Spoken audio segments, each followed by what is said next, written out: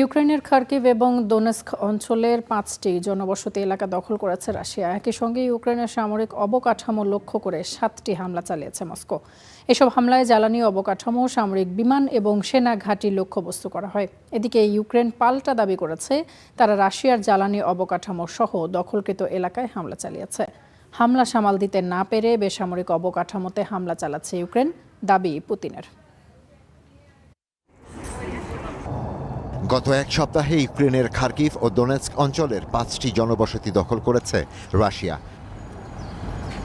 রাশিয়ার প্রতিরক্ষা মন্ত্রণালয় জানায় তারা ইউক্রেনের সামরিক বাহিনীর ব্যবহৃত অবকাঠামো লক্ষ্য করে 7টি প্রতিশোধমূলক হামলা চালিয়েছে, যেখানে উচ্চ নির্ভুল অস্ত্র ও আক্রমণাত্মক ড্রোন ব্যবহার করা হয়েছে। এসব হামলায় জ্বালানি ও জ্বালানি সংক্রান্ত অবকাঠামো, সামরিক বিমান ঘাঁটি, গোলাবারুদ ডিপোসহ অস্থায়ীভাবে অবস্থানরত ইউক্রেনীয় সেনাদের ঘাঁটি লক্ষ্যবস্তু করা হয়। এছাড়া মস্কোর দিকে আসা 16টি ইউক্রেনীয় ড্রোন রাশিয়ার বিমান প্রতিরক্ষা ব্যবস্থা ভূপাতিত করেছে বলেও জানিয়েছে মস্কো।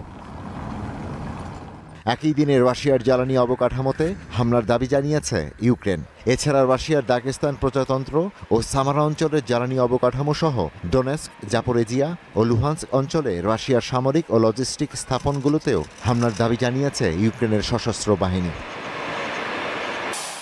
রাশিয়ার হামলা সামলাতে না পেরে ইউক্রেন বেসামরিক অবকাঠামোতে হামলা চালাচ্ছে বলে জানিয়েছেন রুশ প্রেসিডেন্ট।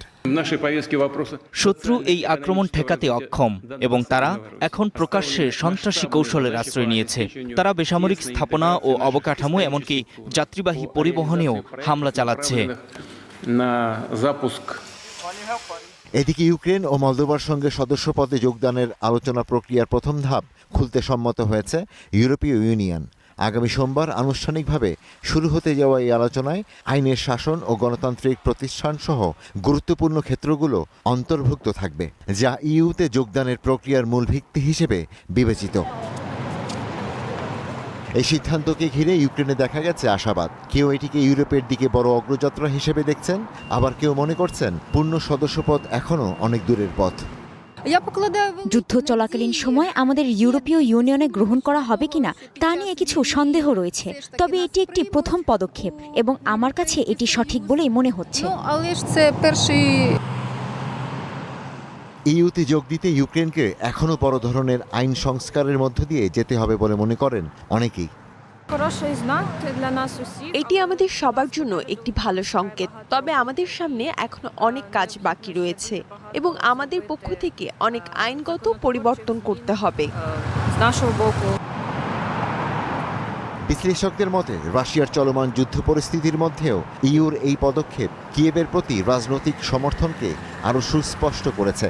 ফলে এটি একদিকে যেমন আশাবাদের বার্তা দিচ্ছে, অন্যদিকে তেমনই সামনে দীর্ঘ চ্যালেঞ্জের ইঙ্গিত বহন করছে। Ishtiaq Hossain, star news.